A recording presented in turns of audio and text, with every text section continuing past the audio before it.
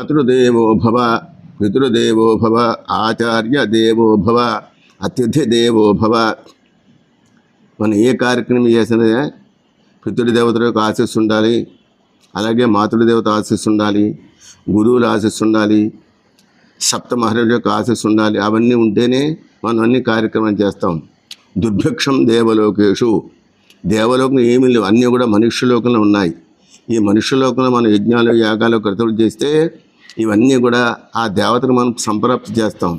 ఆ దేవతలు తీసిన వారు ఏమిస్తారంటే దేవతలు, పితృదేవతలు, ఋషులు కూడా ఆకాశాద్ వాయు, ఆకాశం నుండి వాయుదేవుడు వస్తాడట.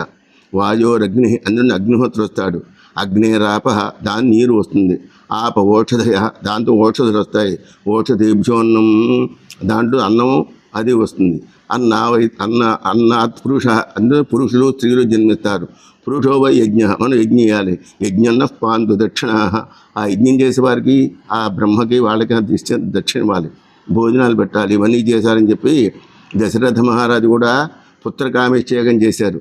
చేస్తే మంచి సంతానం కలిగింది. అలాగే ఇటువంటి కార్యక్రమాన్ని మనం చేస్తే మంచి సంతానం కలుగుతుంది. ఆ సంతానం మంచి అభివృద్ధిగా ఉంటారు. అటువంటి సంతానం కలగాలని చెప్పి ఈ మహాలయపక్షంలో మీ పితృదేవతలకి, దేవతలకి, ఋషులకి అందరూ కూడా ఇటువంటి కార్యక్రమం చేశాము. దీనికి ఆర్థిక బలం, అంగబలం, దైవబలం కావాలి. ముందు దైవబలం, సత్యదేవుడు దైవబలం. ఆర్థికం మాకంతా పరివార దేవత అందరూ, మా సంఘ సభ్యులందరూ సహకారం ఉంది.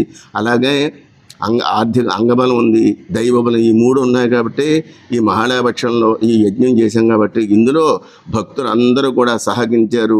100 పాడి మహాలయ అమావాస్య కాబట్టి మీరందరూ పితృదేవతను తలుచుకుని, మీ పితృదేవత తలుచుకుని ఒకసారి సూర్యభగవాన్ నమస్కారం చేసి 12 గంటలకు చేసినట్టయితే వారందరూ మీ కుటుంబ వంశాభివృద్ధిరస్తూ, గోత్రాభివృద్ధిరస్తూ వారు చేస్తారు. స్వస్తి.